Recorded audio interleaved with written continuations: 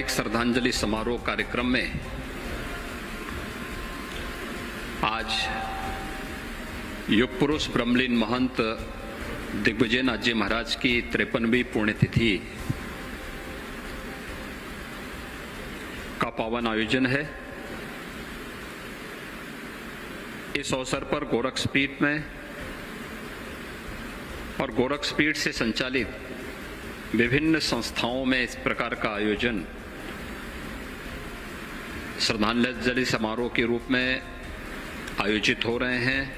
आज के इस गोरक्षपीठ में आयोजित आज के इस समारोह में उपस्थित पूज्य संतजन, अयोध्या धाम से पधारे जगतगुरु रामानुजाचार्य पूज्य स्वामी श्रीधराचार्य जी महाराज, सुग्रीव किलाधीश, अयोध्या धाम से पधारे जगतगुरु रामानुजाचार्य स्वामी विश्वेश प्रपन्नाचार्य जी महाराज, काशी से पधारे पूज्य स्वामी रामकमल वेदांती जी महाराज, योगी महासभा के हमारे उपाध्यक्ष और शेखावटी बाबा अमृतनाथ आश्रम से पधारे, राजस्थान से पधारे श्री महंत नरहरिनाथ जी महाराज, योगी महासभा के महामंत्री हरिद्वार से पधारे श्री महंत चेताईनाथ जी महाराज, जूनागढ़ गुजरात से पधारे श्री महंत शेरनाथ जी महाराज, सांगल हरियाणा से पधारे श्री महंत शेरनाथ जी महाराज, कालकाजी मंदिर दिल्ली से पधारे श्री महंत सुरेंद्रनाथ जी महाराज, मंच पर उपस्थित हमारे सभी पूज्य संतजन, दुग्धेश्वरनाथ मंदिर गाजियाबाद से पधारे महंत नारायण गिरी जी महाराज, नेमी सारण्य स्वामी से पधारे स्वामी विद्या चैतन्य जी महाराज, कर्नाटक से पधारे योगी कमल चंद्रनाथ जी महाराज, योगी देवनाथ जी, महंत रामबिलन दास जी और अन्य सभी पूज्य संतों के साथ ही इस सभागार में उपस्थित हमारे यहाँ के लोकप्रिय जनप्रतिनिधिगण, यहाँ के लोकप्रिय सांसद भी हैं, यहाँ के विधायकगण हैं, अन्य सम्मानित जनप्रतिनिधिगण हैं, विद्वज्जन हैं, गोरक्षपीठ के भक्तगण हैं और महाराणा प्रताप शिक्षा परिषद से संबद्ध विभिन्न शिक्षण प्रशिक्षण संस्थाओं के सभी प्राचार्य आचार्यगण, महाराणा प्रताप शिक्षा परिषद के पदाधिकारी अध्यक्ष प्रोफेसर यूपी सिंह जी और सभी उपस्थित छात्र छात्राएं, महंत दिग्विजयनाथ जी महाराज की 53वीं पुण्यतिथि पर महाराणा प्रताप शिक्षा परिषद और गोरक्षपीठ की ओर से पूज्य संतों की ओर से उन्हें विनम्र श्रद्धांजलि यहां पर अर्पित की गई। विगत एक सप्ताह से एक कार्यक्रम यहां पर चल रहे हैं। प्रातःकालीन सत्र में देश और समाज से जुड़ी हुई ज्वलंत समस्याओं को लेकर के एक समसामयिक संगोष्ठी का आयोजन विगत एक सप्ताह से यहां पर निरंतर चल रही थी और अपराह्न में यहां पर ज्ञान यज्ञ के रूप में श्री राम कथा का आयोजन का श्रवण करने का आनंद यहाँ के श्रद्धालु जनों को भी प्राप्त हो रहा है। आज सायंकालीन सत्र में साप्ताहिक श्री राम कथा ज्ञान यज्ञ का विराम भी होगा। विभिन्न जिन समसामयिक विषयों को लेकर के, जिन बातों को लेकर के महंत दिग्विजयनाथ जी महाराज ने, महंत अवैधनाथ जी महाराज ने, गोरक्षपीठ के पूज्य संतों ने अपना पूरा जीवन जिया था, उनका अनुसरण करते हुए देश, समाज और लोक कल्याण के उन प्रकल्पों को आगे बढ़ाते हुए कितना हम आगे बढ़े हैं, कितना हमने कुछ किया है, इन्हीं सब बातों का आकलन करने और अपने पूज्य आचार्यों के प्रति कृतज्ञता ज्ञापित करने के लिए श्रद्धांजलि साप्ताहिक समारोह का एक कार्यक्रम गोरक्षपीठ में प्रतिवर्ष आयोजित होता है। सनातन हिंदू धर्म इस बारे में हमें हमेशा एक नई प्रेरणा प्रदान करता है। हमारे यहां जब हनुमान जी लंका में जा रहे होते हैं तो उनसे मेनाक पर्वत के द्वारा जो प्रश्न पूछा जाता है वह सनातन धर्म की ही परिभाषा पूछी जाती है कि आखिर सनातन धर्म है क्या। और उस समय उन्होंने बहुत सहजता के साथ एक बात कही थी कि किसी के द्वारा अगर आपके लिए कोई आप पे कृपा की गई है तो उसके प्रति कृतज्ञता ज्ञापित करना ही कृते च प्रति कर्तव्यम ऐसा धर्म सनातन, यानी सनातन धर्म किसी के द्वारा आप पर की गई कोई कृपा और उस कृपा के लिए कृतज्ञता ज्ञापित करना, यह सनातन धर्म का पहला लक्षण।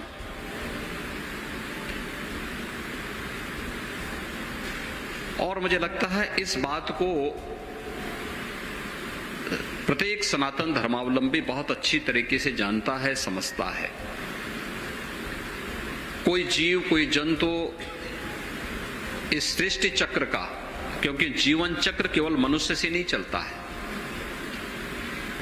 जड़ और चेतन दोनों का जब बेहतर समन्वय होता है जब जीवन चक्र चलता है। जीवन चक्र को भी चलाने के लिए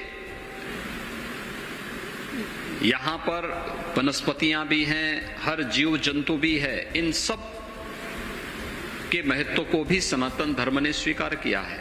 हम पृथ्वी सूक्त में जब संपूर्ण चराचर ब्रह्मांड की शांति की कामना करते हैं तो यह भी हमारी कृतज्ञता ज्ञापित करने का एक माध्यम है। इस सृष्टि की आदि शक्ति के प्रति कृतज्ञता ज्ञापित करने के लिए वर्ष में 2 बार हम नवरात्रि के अवसर पर सृष्टि की आदि शक्ति के प्रति कृतज्ञता ज्ञापित करते हैं और अपने पूर्वजों के प्रति कृतज्ञता ज्ञापित करने के लिए प्रतिवर्ष एक पूरा पक्ष, 15 दिन का एक पूरा पक्ष ही पितृतर्पण के लिए हर सनातन धर्मावलंबी इसी पक्ष में उसे आयोजित करता है। यही तो हमारी सबसे बड़ी विशेषता है। पर्व और त्योहारों के प्रति जो लगाव हमारा है, ये भी कृतज्ञता ज्ञापित करने का एक माध्यम है। पूर्वजों के प्रति कृतज्ञता ज्ञापित करने के लिए पितृपक्ष को हम लोगों ने माध्यम बनाया। एक साथ सभी जुड़े हुए हैं और एक गोरक्षपीठ की परंपरा तो बड़ी अद्भुत परंपरा है। यहां पर इसी पितृपक्ष में तृतीया तिथि में ब्रह्मलीन महंत दिग्विजयनाथ जी महाराज ब्रह्मलीन होते हैं और चतुर्थी तिथि में महंत वैद्यनाथ जी महाराज ने अपनी इस लोक की लीला को समारोह करते हुए वे भी ब्रह्मलीन हुए थे। एक दूसरे से सभी कुछ जुड़ा हुआ है, यानी श्राद्ध कर्म के साथ साथ पुण्य तिथि का आयोजन उनकी पुण्य स्मृति के साथ स्वतः ही जुड़ जाता है। और इस अवसर पर गोरक्षपीठ या उससे संबद्ध संस्थाएं श्रद्धांजलि देने का कार्यक्रम किस रूप में आयोजित करें, उन सभी मुद्दों, उन्हीं मूल्यों, उन्हीं आदर्शों को ध्यान में रख करके जिनके लिए उन्होंने जीवन जिया था, धर्म के लिए, समाज के लिए, राष्ट्र के लिए। कोई भी समाज तब तक शक्तिशाली नहीं हो सकता, सामर्थ्यवान नहीं हो सकता, जब तक उनके लिए उत्तम शिक्षा न हो। कोई समाज तब तक स्वस्थ नहीं हो सकता जब तक आरोग्यता प्राप्त करने के लिए उस प्रकार के अवसर उनके सामने न हो। गोरक्षपीठ की परंपरा सनातन धर्म के मूल्यों और आदर्शों के प्रति तो सदैव समर्पित भाव के साथ कार्य करती रही है। इसके साथ ही शिक्षा के क्षेत्र में, स्वास्थ्य के क्षेत्र में, सेवा के विभिन्न प्रकल्पों को साथ में लेकर के लोक कल्याण के इन कार्यक्रमों के साथ निरंतर जुड़ी रही है। महंत 1857 के प्रथम स्वतंत्र समर के समय गोरक्षपीठ में महंत गोपाल नाथ जी गोरक्षपीठाधीश्वर हुआ करते थे। ब्रिटिशर ने उन्हें इसलिए गिरफ्तार किया क्योंकि प्रथम स्वतंत्र समर में जो क्रांतिकारी यहां पर देश की आजादी के लिए उस समय नेतृत्व प्रदान कर रहे थे, महंत गोपाल नाथ जी पे आरोप लगा कि ये उन क्रांतिकारियों को प्रश्रय देते हैं। उससे भी पहले जब भी आवश्यकता पड़ी, हमारे पूज्य संतों की परंपरा ने, वे किसी भी मत, पंथ, संप्रदाय से जुड़े हुए हों, पूरे देश के अंदर सनातन धर्म की रक्षा करने के लिए हमेशा बढ़ चढ़ करके भाग लिया। देश के अंदर अखाड़ों की परंपरा इसी बात का प्रतिनिधित्व करती है। अभी आपने देखा होगा जोना अखाड़ा के महंत जी आए थे, नारायणगिरी जी। आज देश शांति काल में है तो वे खा पी करके खूब मोटे ताजे हो गए हैं, क्योंकि अब अखाड़ों में जाने की आवश्यकता नहीं है। लेकिन जब राष्ट्र और धर्म के सामने कोई समस्या पैदा होती थी तो यही लोग शस्त्र और शास्त्र दोनों का संधान करने के लिए यही परंपरा अपने आप को समर्पित करती थी, और यही भारत की परंपरा है।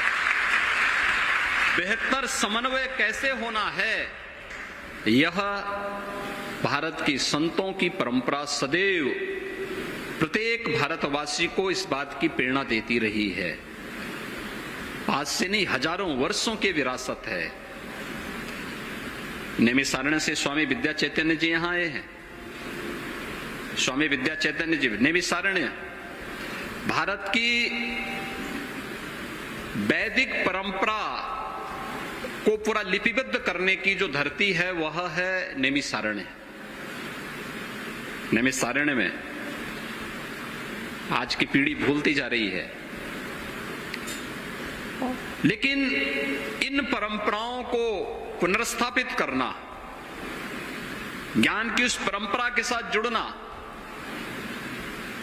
ये हम सबका सौभाग्य है, पूरे देशवासियों का सौभाग्य है कि जब कोरोना जैसी महामारी से देश को बचाने के बाद पूरी दुनिया कोरोना से त्रस्त थी, उस कालखंड में आपने देखा होगा कि कैसे भारत के अंदर एक राष्ट्रीय शिक्षा नीति प्रधानमंत्री मोदी जी ने घोषित की। राष्ट्रीय शिक्षा नीति क्या है?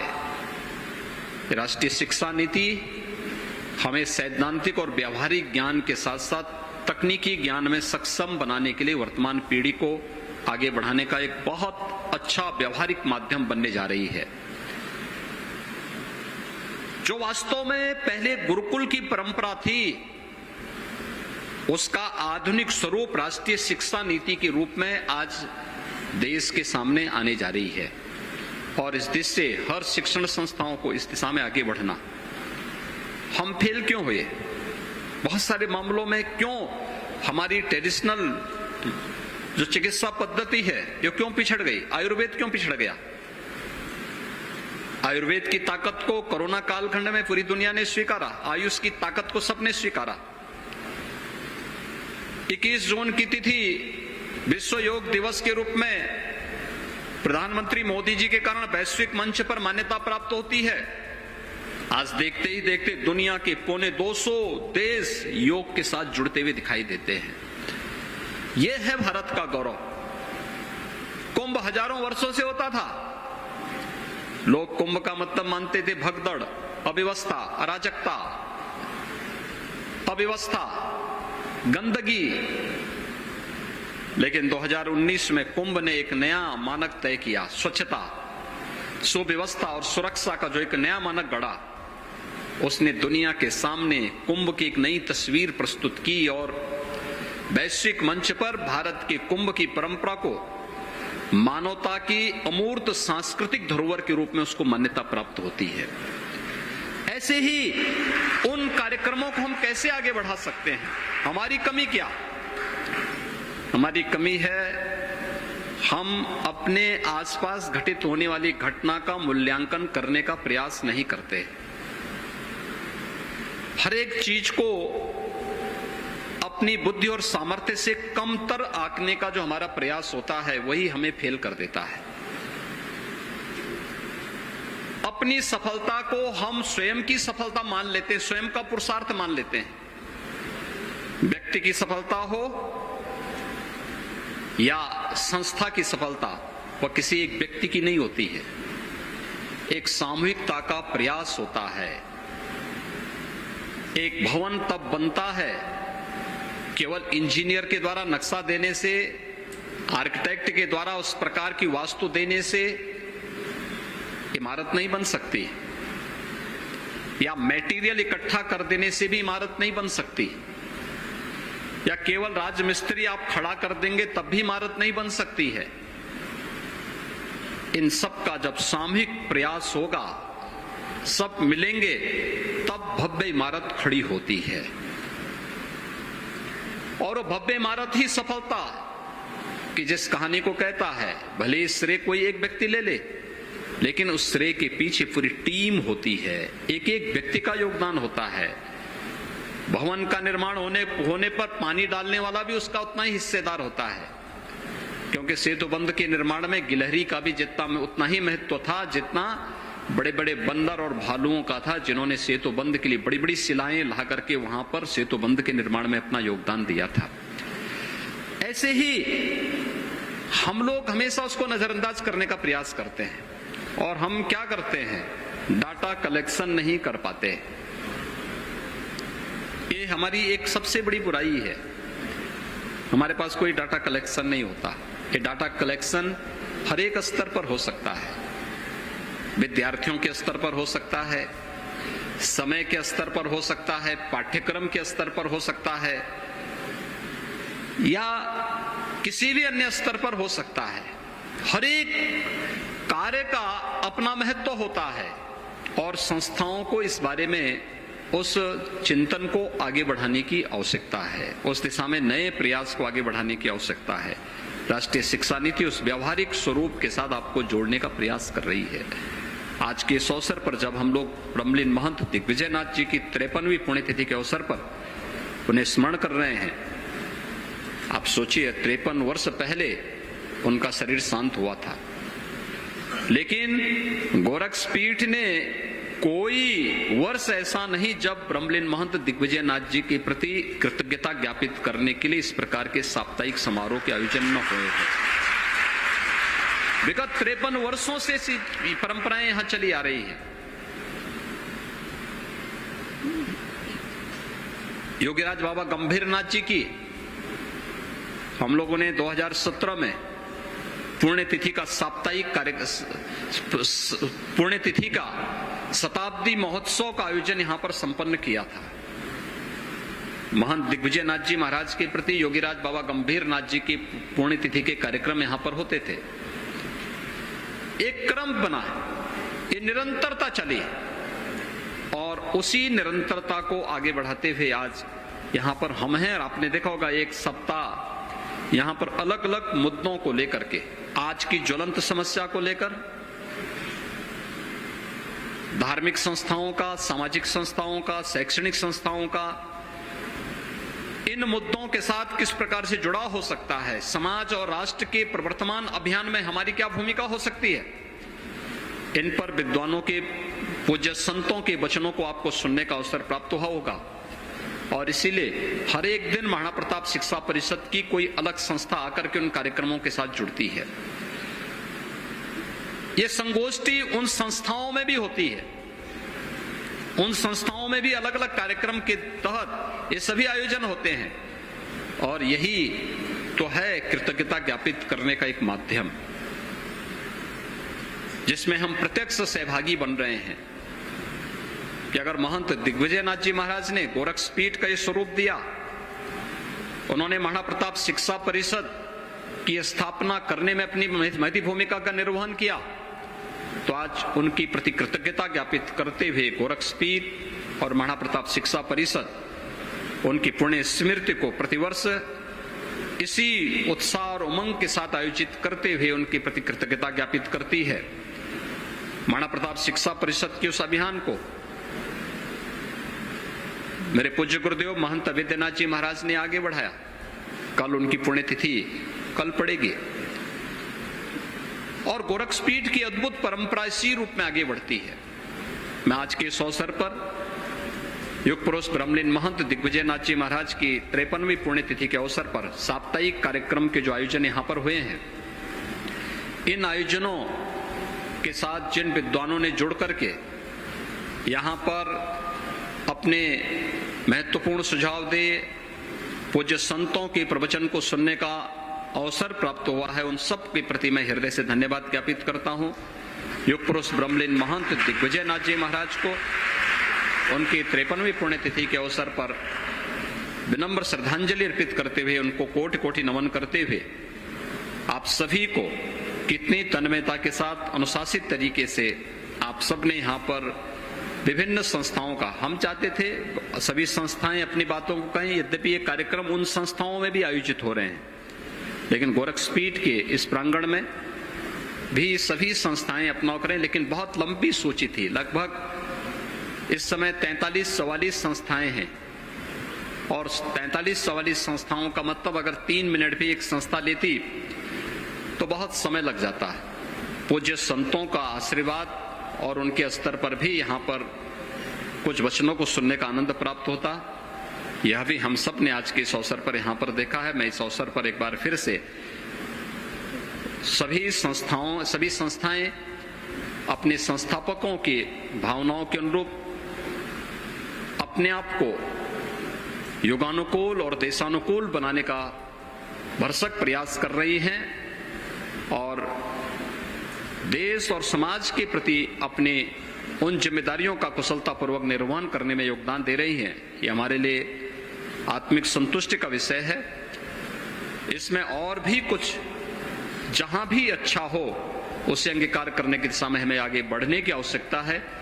मैं एक बार फिर से पूज्य संतों के प्रति हृदय से कृतज्ञता ज्ञापित करता हूं, सभी विद्वानों के प्रति, उपस्थित जनप्रतिनिधियों के प्रति, महाराणा प्रताप शिक्षा परिषद और संबद्ध संस्थाओं से जुड़े हुए सभी पदाधिकारी, प्राचार्य, आचार्य और सभी उपस्थित छात्र छात्राओं के प्रति, विद्वज्जनों के प्रति हृदय से धन्यवाद ज्ञापित करते हुए पूज्य महंत दिग्विजयनाथ जी महाराज को कोटि कोटि नमन करते हुए अपनी विनम्र श्रद्धांजलि देता हूं।